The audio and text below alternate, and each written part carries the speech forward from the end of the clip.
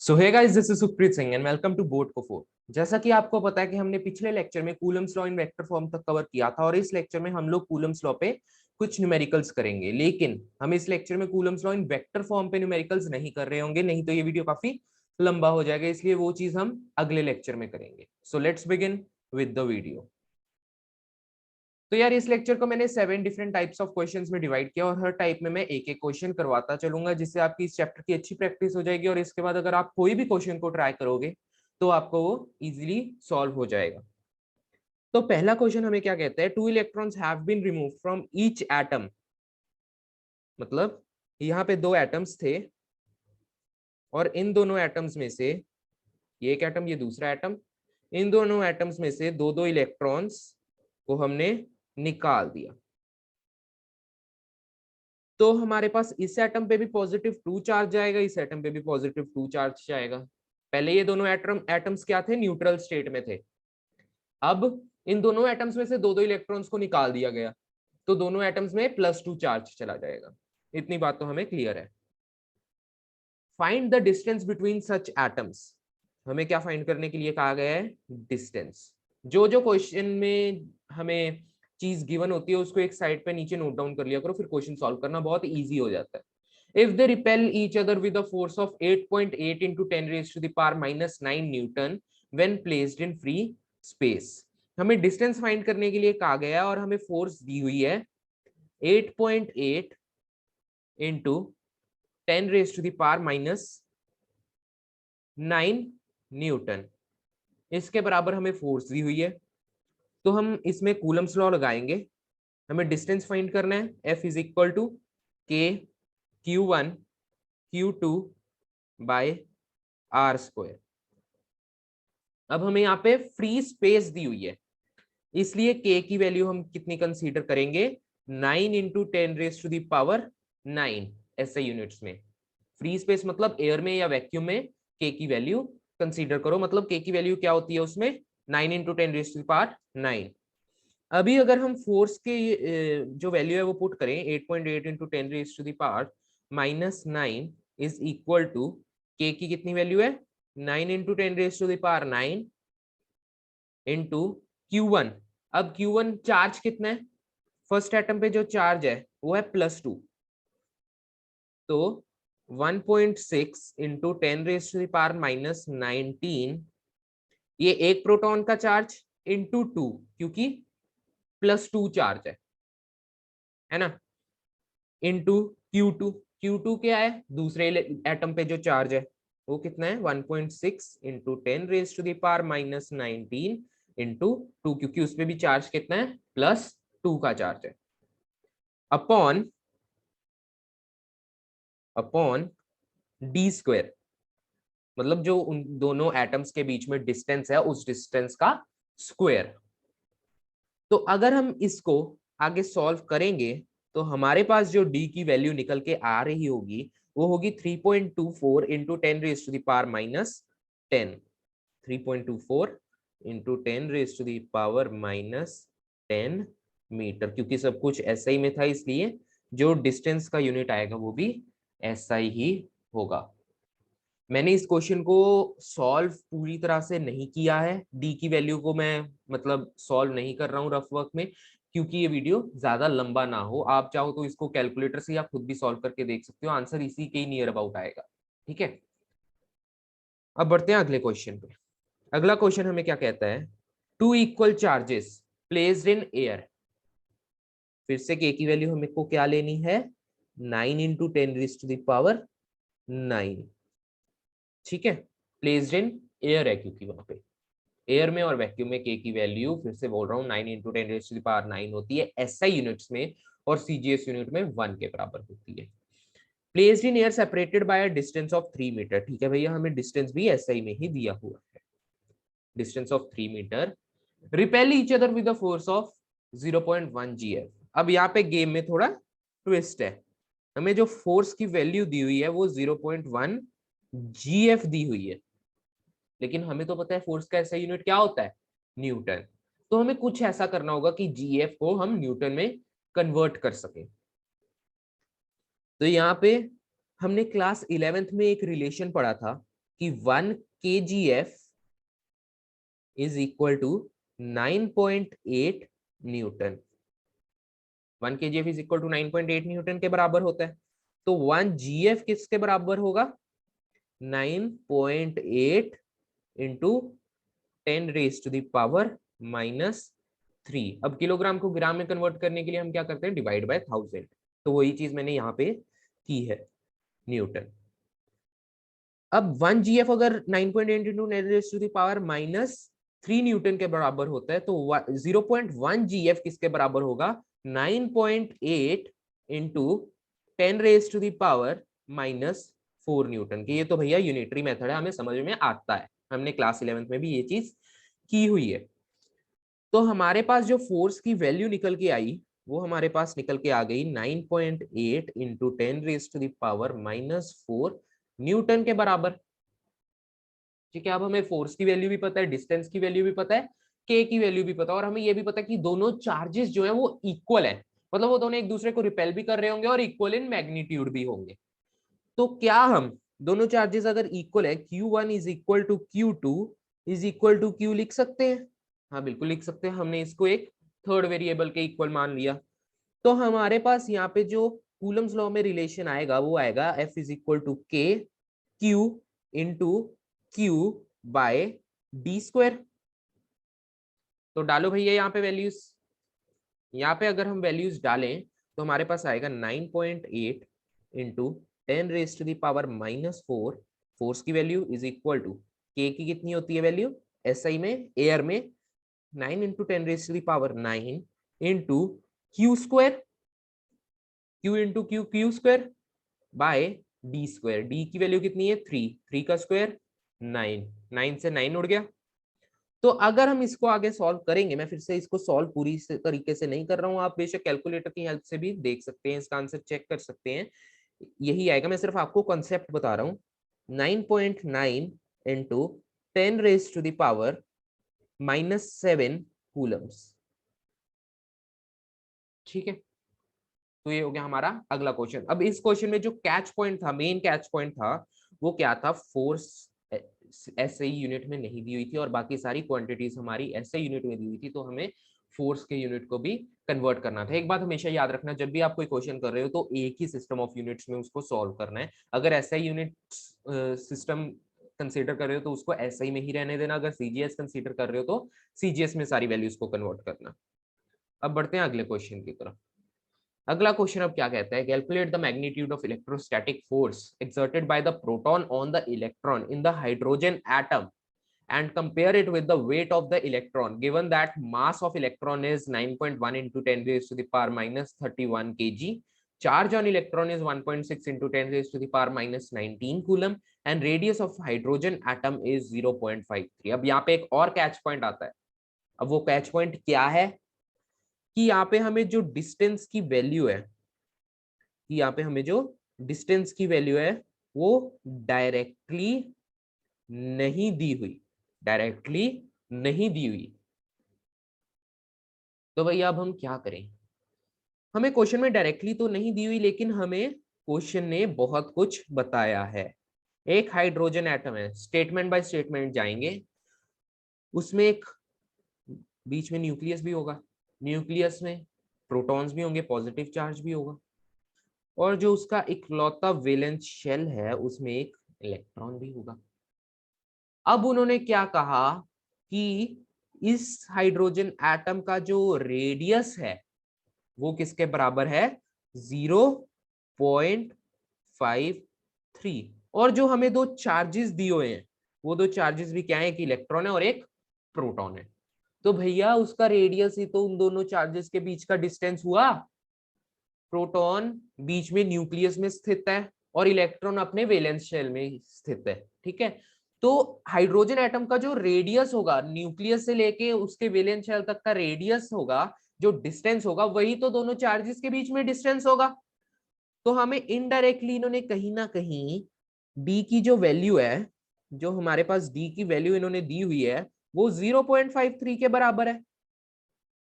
इतनी बात तो हमें समझ में आ गई। अब इन्होंने क्या कहा है, calculate the magnitude of electrostatic force, मतलब हमें यहाँ पे फोर्स की वैल्यू को फाइंड आउट करना है। और हमें यह भी पता है कि फोर्स जो होगी वो अट्रैक्टिव इन नेचर होगी। क्यों अट्रैक्टिव इन नेचर होगी? क्योंकि एक पॉजिटिव चार्ज है, एक नेगेटिव चार्ज है, और अनलाइक चार्जेस एक दूसरे को अट्रैक्ट करते हैं, तो वो फोर्स अट्रैक्टिव इन नेचर होगी, है ना। तो अगर हम यहाँ पे कूलम्स लॉ का फॉर्मूला लगाएं तो F is equal to K की वैल्यू कितनी होगी, ऐसे यूनिट में दिया हुआ है सब कुछ, तो के की वैल्यू होगी 9 into 10 raise to the power 9, है ना, क्योंकि ये चीज एयर में या वैक्यूम में स्थित है। अगर हमें कोई चीज नहीं दी हुई कि मीडियम कौन सा है, तो हमें बाय डिफॉल्ट मीडियम एयर को ही कंसीडर करना है।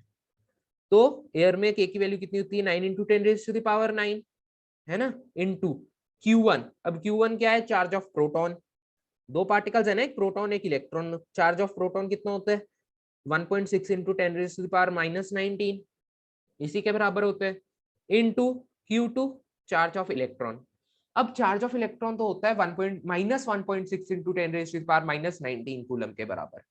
लेकिन हमें यहाँ पे माइनस साइन लेने की जरूरत नहीं है, क्योंकि आप ही बताओ ना, वेक्टर क्वांटिटी, फोर्स एक वेक्टर क्वांटिटी, अगर फोर्स की जो वैल्यू है वो नेगेटिव आ भी गई तो वो नेगेटिव साइन कुछ और नहीं बल्कि उसकी डायरेक्शन ही इंडिकेट करेगा, और डायरेक्शन तो हमें पहले ही पता है कि वो दोनों अट्रैक्टिव फोर्सेस हैं, है ना। तो लेने को ले सकते हो, कोई एग्जामिनर आपका आंसर गलत नहीं करेगा, लेकिन हमें लेने की जरूरत नहीं है, इसलिए हम चार्ज ऑफ इलेक्ट्रॉन का मॉड ही कंसीडर करेंगे 1.6 into 10 raise to the power -19। क्यों? क्योंकि हमें फोर्स की डायरेक्शन तो ऑलरेडी पता है, इसलिए हम साइन के साथ उसको नहीं उठाएंगे। एंड में हम लिख देंगे कि ये दो जो फोर्स है वो अट्रैक्टिव इन नेचर है भाई, अपॉन आर स्क्वायर। अब आर स्क्वायर क्या है, 0.53 का स्क्वायर, जो उन दोनों चार्जेस के बीच में जो भी डिस्टेंस है उसका स्क्वायर। अब अगर हम इसको सॉल्व करेंगे तो जो इलेक्ट्रोस्टैटिक फोर्स हमारे पास निकल के आ रही होगी वो होगी 8.2 into 10 raise to the power -8.2 into 10 raise to the power -8 के बराबर, 8 कूलम, ठीक है ना। तो वो इसके बराबर होगी। अब उन्होंने अगली स्टेटमेंट में क्या कहा है, given that the mass of electron is this, charge on electron is this and radius of hydrogen atom is this. अब हमें उसको कंपेयर भी करना है, हमें सेकंड लाइन में दिया हुआ है compare it with the weight of the electron, जो भी हमारे पास इलेक्ट्रोस्टैटिक फोर्स निकल के आती है हमें उसको कंपेयर करना है किससे, वेट ऑफ इलेक्ट्रॉन से, ठीक है।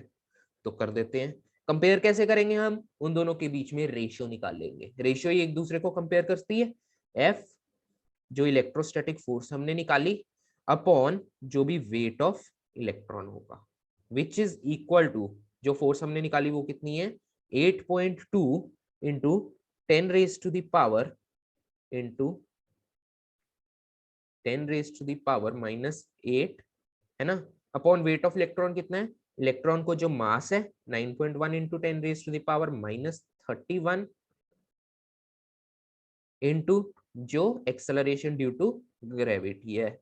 अब हम वेट का फॉर्मूला कैसे निकालते थे, mass into acceleration due to gravity, mass of electron हमें दिया हुआ है 9.1 into 10 raise to the power -31, और एक्सेलरेशन ड्यू टू ग्रेविटी की वैल्यू हम बाय डिफॉल्ट 9.8 को ही कंसीडर करेंगे, 10 तब तक कंसीडर नहीं करनी जब तक क्वेश्चन में ना दिया हो, ठीक है। तो यहां से जो हमारे पास निकल के आएगा वो आएगा electrostatic force upon weight of electron is equal to 9.2 into 10 raise to the power 21 के बराबर। तो इससे हम ये क्या कह सकते हैं कि जो इलेक्ट्रोस्टैटिक फोर्स हमने फाइंड आउट की है that is 9.2 into 10 raise to the power 21 times of weight of electron, times of weight of electron. तो हो गया भैया कंपेयर, हमने कंपेयर कर दिया। तो बढ़ते हैं अभी अगले क्वेश्चन की तरफ, ये मुझे लगता है कि आपको समझ में आ गया होगा, अगर नहीं आया तो एक बार फिर से रिवाइंड करके देख लो। What equal charges would be placed on Earth and Moon to neutralize their gravitational attraction? ये क्वेश्चन अब बड़ा कॉमन है और बड़ा इंपॉर्टेंट भी है, क्यों? क्योंकि ये न्यूटन्स लॉ ऑफ ग्रेविटेशन को और कूलम्स लॉ को एक ही क्वेश्चन में कंबाइन करके यूज करना हमें सिखाता है। वो कैसे? अब इसने हमें दिया है कि ये कोई अर्थ है और ये कोई मून है ना। अर्थ का हमें मास दिया हुआ है, मास ऑफ अर्थ दिया हुआ है, और हमें मून का भी मास ऑफ मून दिया हुआ है क्वेश्चन में, है ना। अब वो क्या कहते हैं, वो टू इक्वल चार्जेस, मतलब टू इक्वल चार्जेस मतलब अगर यहाँ पे हम अर्थ में कुछ पॉजिटिव चार्ज प्लेस करें तो यहाँ पे मून पे भी कुछ पॉजिटिव चार्ज प्लेस होगा। मान लो पॉजिटिव क्यू, यहाँ पे भी पॉजिटिव क्यू, नेगेटिव क्यू और नेगेटिव क्यू भी आप कंसीडर कर सकते हो, कोई दिक्कत नहीं है उसमें। दो इक्वल चार्जेस हमने मून पे और अर्थ पे प्लेस कर दिए। What equal charges would be placed on Earth and Moon to neutralize their gravitational attraction? अब अर्थ और मून तो एक दूसरे को अट्रैक्ट कर रहे होंगे, मून अर्थ को इस तरफ अट्रैक्ट करेगा और अर्थ मून को इस तरफ अट्रैक्ट करेगी। अब हमने यहाँ पे इक्वल चार्जेस उन्होंने क्यों मेंशन किया, क्योंकि अगर वो दोनों ऑपोजिट चार्जेस होते, सिमिलर एंड ऑपोजिट चार्जेस होते, तो वो भी एक दूसरे को अट्रैक्ट कर रहे होते, और अर्थ और मून की अट्रैक्शन और दो चार्जेस की अट्रैक्शन वो तो उस फोर्स को, अट्रैक्टिव फोर्स को और भी बढ़ा देती। लेकिन हमें यहाँ पे क्या करना है, हमें इसको न्यूट्रलाइज करना है, ग्रेविटेशनल इफेक्ट को न्यूट्रलाइज करना है। तो ऑब्वियसली अर्थ जो मून पे फोर्स लगा रही होगी, जो अर्थ पे जो चार्ज है वो जो मून पे चार्ज है उस पे जो फोर्स लगा रहा होगा वो रिपल्सिव फोर्स होगी, तभी वो अट्रैक्टिव फोर्स को न्यूट्रलाइज कर पाएगी। और जो मून पे इलेक्ट्रोस्टैटिक फोर्स होगी वो मून की इलेक्ट्रोस्टैटिक फोर्स जो अर्थ पे जो फोर्स लगा रही होगी वो भी रिपल्सिव फोर्स होगी, मून पे जो चार्ज होगा वो भी अर्थ को रिपेल कर रहा होगा, तभी ये दो फोर्सेस बैलेंस होंगी। अब हमें यहाँ पे दिया हुआ है कि हमको इन दोनों फोर्सेस को न्यूट्रलाइज करना है, तो मतलब हमें यहाँ पे ग्रेविटेशनल फोर्स और इलेक्ट्रोस्टैटिक फोर्स को न्यूट्रलाइज करना है।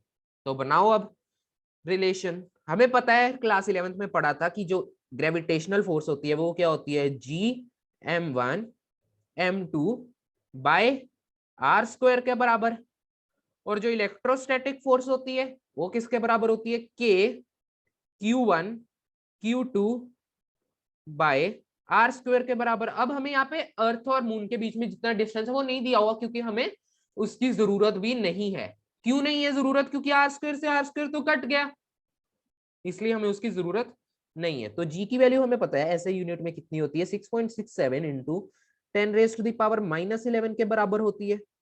मास m1 मून का मास कितना दिया हुआ है हमें, 10⁻23 के बराबर। अर्थ का मास कितना दिया हुआ है हमें, 10⁻25 के बराबर। m1 m2 which is equal to के भी अब हम ऐसे यूनिट में ही लेंगे, वैक्यूम में है, अर्थ और मून के बीच में जो डिस्टेंस होगा वो वैक्यूम में ही होगा, है ना। तो वैक्यूम में के की ऐसे यूनिट में वैल्यू कितनी होती है, 9 इंटू 10⁻9 इंटू Q1 और Q2 जो है वो बराबर है, Q1 is equal to Q2 is equal to Q, जो हमने पिछले क्वेश्चन में भी किया था, है ना। तो Q1 इंटू Q2 की जगह मैं यहाँ पे Q स्क्वायर भी लिख सकता हूँ, कोई दिक्कत नहीं है। Q square by r square, r square से आर स्क्वायर से हम पिछले स्टेप में काट चुके हैं। तो यहां से अगर हम Q की वैल्यू को फाइंड आउट करते हैं इसको सॉल्व करने के बाद, तो हमारे पास जो Q की वैल्यू आती है वो आती है 8.6 इंटू 10⁻13 कूलम। 8.6 इंटू 10⁻13 कूलम के बराबर, ठीक है। मतलब कि अगर अर्थ पे 8.6 इंटू 10⁻13 कूलम का चार्ज प्लेस कर दिया और मून पे भी 8.6 इंटू 10⁻13 कूलम का चार्ज प्लेस हमने कर दिया, तो वो उन दोनों की जो ग्रेविटेशनल फोर्स ऑफ अट्रैक्शन है उनको न्यूट्रलाइज कर देंगे। उनके बीच में जो इलेक्ट्रोस्टैटिक फोर्स होगी वो ग्रेविटेशनल फोर्स को न्यूट्रलाइज कर रही होगी। तो बढ़ते हैं अगले क्वेश्चन की तरफ।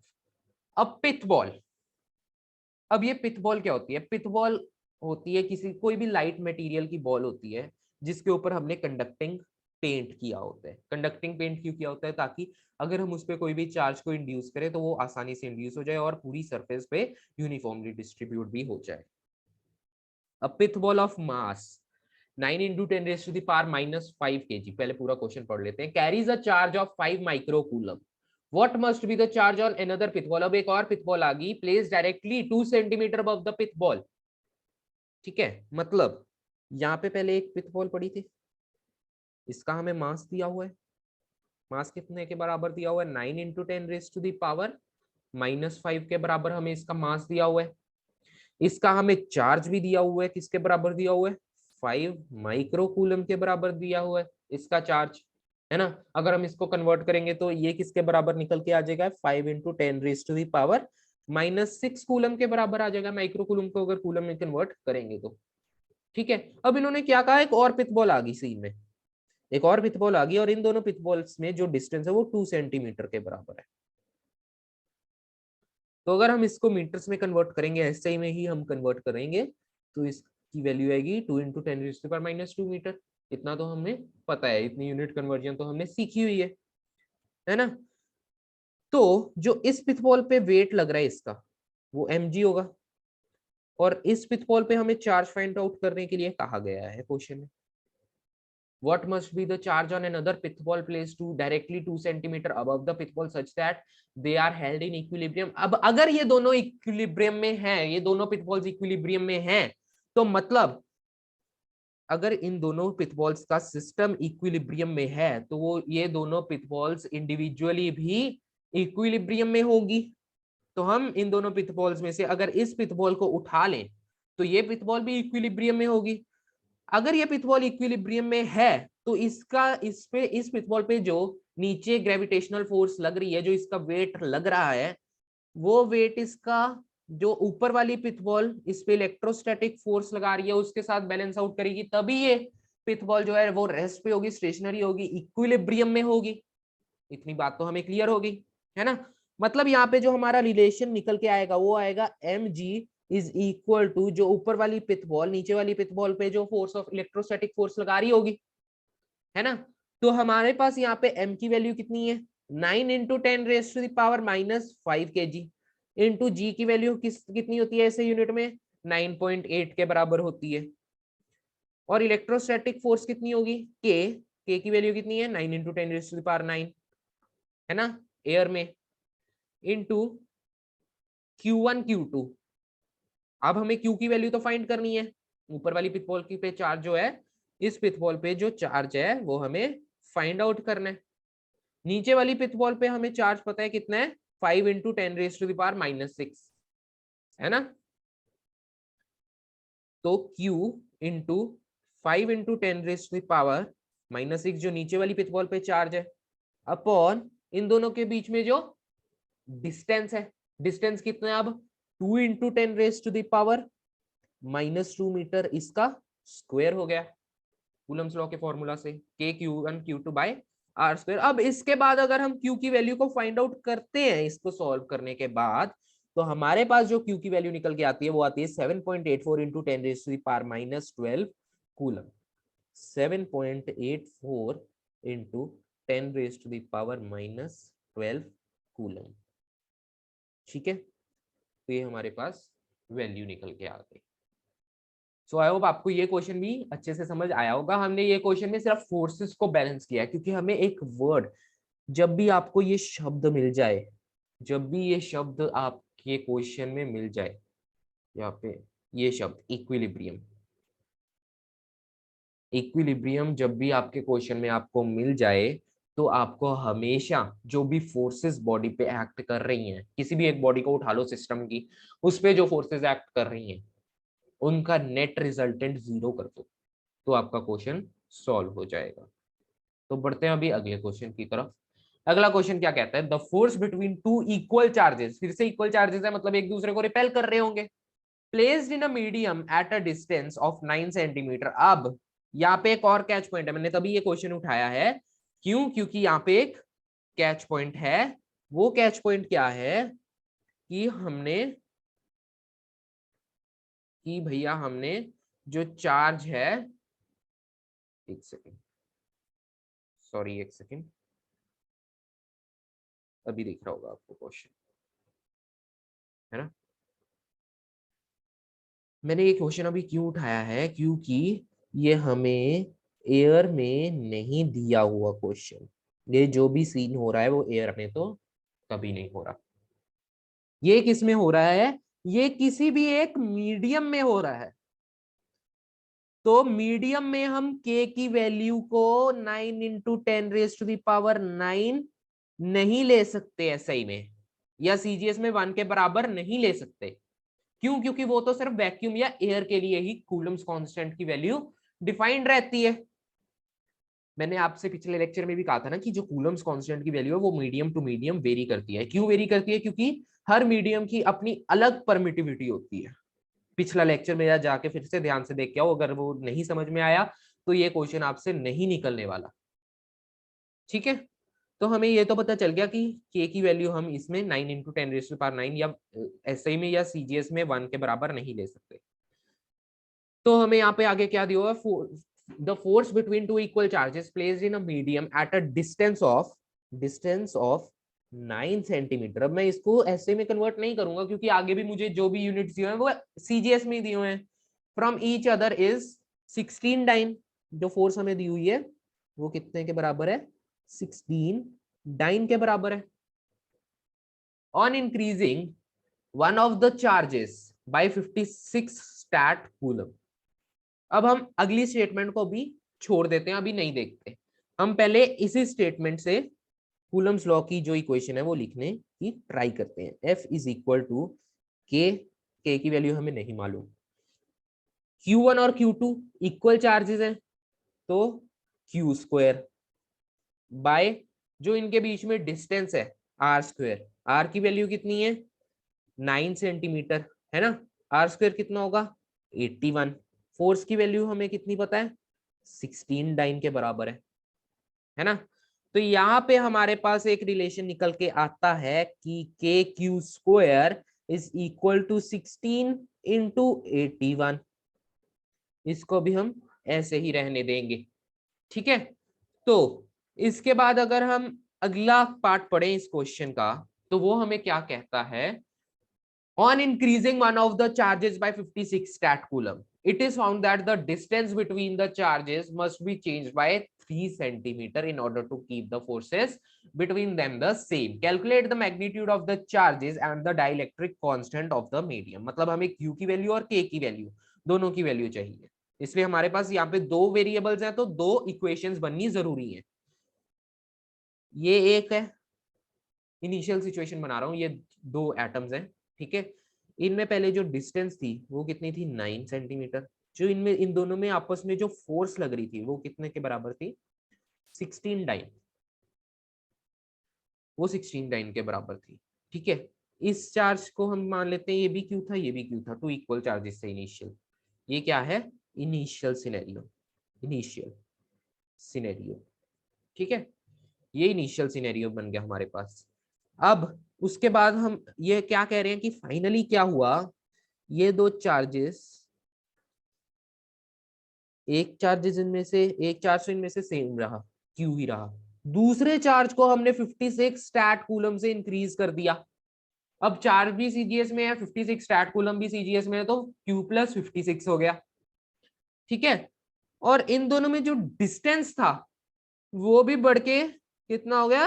3 सेंटीमीटर से बढ़ गया, 12 सेंटीमीटर हो गया। अब हमने ये बढ़ाया क्यों, रिपेल क्यों करवाया? क्योंकि ये दोनों फोर्स, ये दोनों चार्जेस पहले क्या थे? लाइक चार्जेस थे, तो ये दोनों एक दूसरे को रिपेल कर रहे होंगे। अब एक चार्ज 56 स्टैट कूलम से बढ़ा दिया तो ये एक दूसरे को और रिपेल करेंगे, है ना। तो जो डिस्टेंस बिटवीन देम रहा वो 9 से बढ़कर 9 से 3 सेंटीमीटर और बढ़ गया, तो 12 सेंटीमीटर के बराबर हो गया। अब इन्होंने कहा keep the force between them the same. ठीक है भैया, इन दोनों में अभी भी जो फोर्स है, फाइनल सिनेरियो में भी जो फोर्स है वो 16 डाइन ही लग रही है। तो फाइनल सिनेरियो को देखते हुए, फाइनल सिनेरियो को देखते हुए अगर हम कूलम्स लॉ की इक्वेशन लिखना चाहें तो हमारे पास इक्वेशन निकल के आएगी कि जो फोर्स है 16 इक्वल टू जो के की वैल्यू है into q plus 56 Q1 Q2 by r square. R कितना हो गया? 12, 12 का स्क्वायर 144। ठीक है, तो इसके बाद जो हमारे पास इक्वेशन निकल के आती है वो आएगी 16 इंटू 144 इज इक्वल टू के q square plus 56 k Q, है ना। इतना तो हमें सॉल्व करना आता है। तो यहाँ पे अब के क्यू स्क्वायर आ गया। मैंने यहाँ पे एक और रिलेशन फाइंड आउट किया हुआ है कि के क्यू स्क्वायर किसके बराबर है 16 इंटू 81 के। तो डालो भैया वैल्यू यहाँ पे। तो यहाँ पे अब वैल्यू हम पुट करेंगे